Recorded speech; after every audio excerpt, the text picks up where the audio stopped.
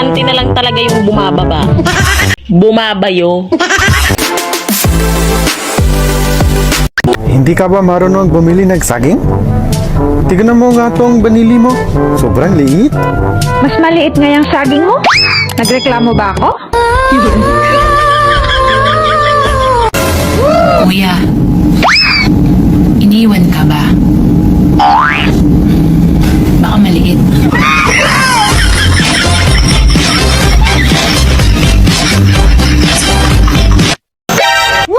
Ang tunay na lalaki. Oh my God! Bumabayo.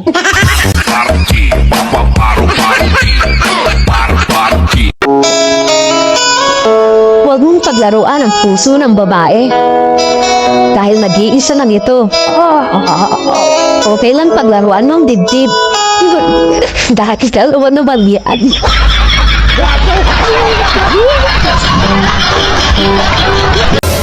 Sa panahon ngayon, panty na lang talaga yung bumababa. Magmahal ka ng gwardya. What? Kasi sobrang tigas ng batuta nila.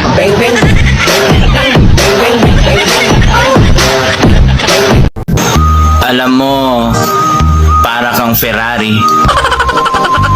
Ang sarap sakyan.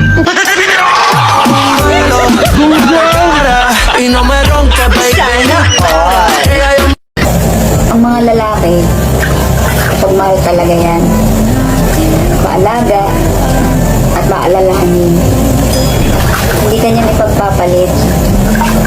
Dadagdagan ka lang.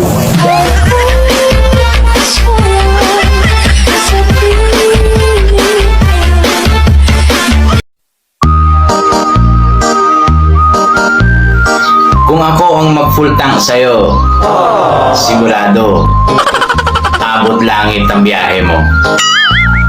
Promise. Sa TikTok ngayon, palakihan na lang ng didi.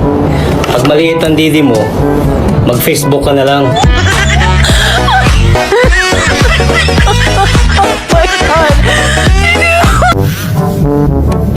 Huwag kayong matakot magmahal sa may anak na. Hindi nga kayo natakot sa may asawa.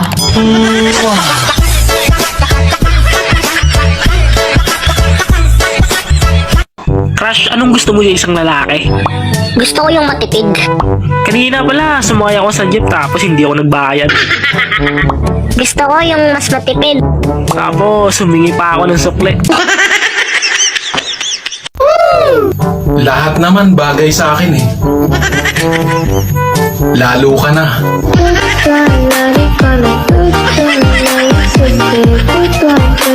Lalandi mo ako tapos ngayong napol ako sasabihin mo sa akin ganun ka lang talaga kasi friendly ka.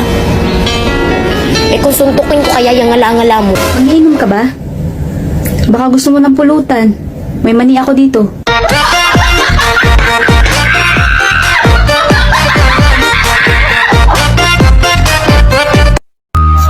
Kuya,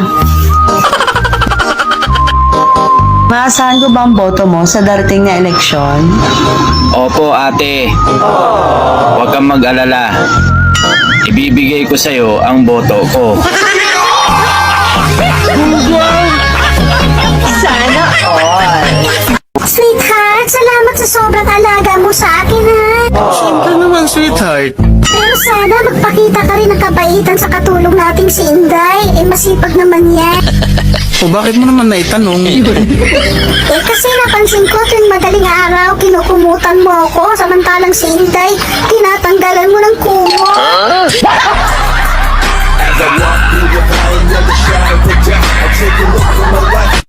Dako kay kog pangandoy. Dako pa jud kog tutoy. Langga ako, isa ra gid akong pangandoy. Ang maigo kani akong tumoy. Mr. Raul, kapag nasagot mo ang tatlong tanong ay pwede ka nang makalabas dito sa mental hospital. Opo, Dok. Nasaan ang mata? Nasaan ang tenga? Nasaan ang ilong? Paano mo nagawa yun? Naman! Utak lang, Dok. Utak lang.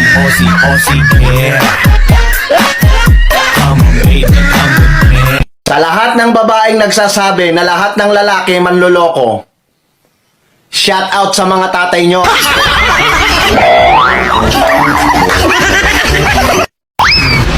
O ikaw, ako nga pala yung niloko mo noon. Paano masabi? Eto na ako ngayon. Wow. Naloko na naman.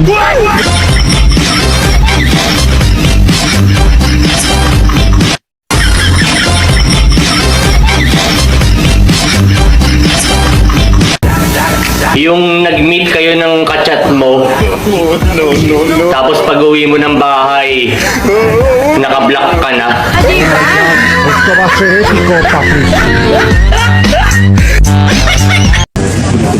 Tito Butch, sabongero ka, no? Paano mo nalaman? Galing mo kasing humimas eh.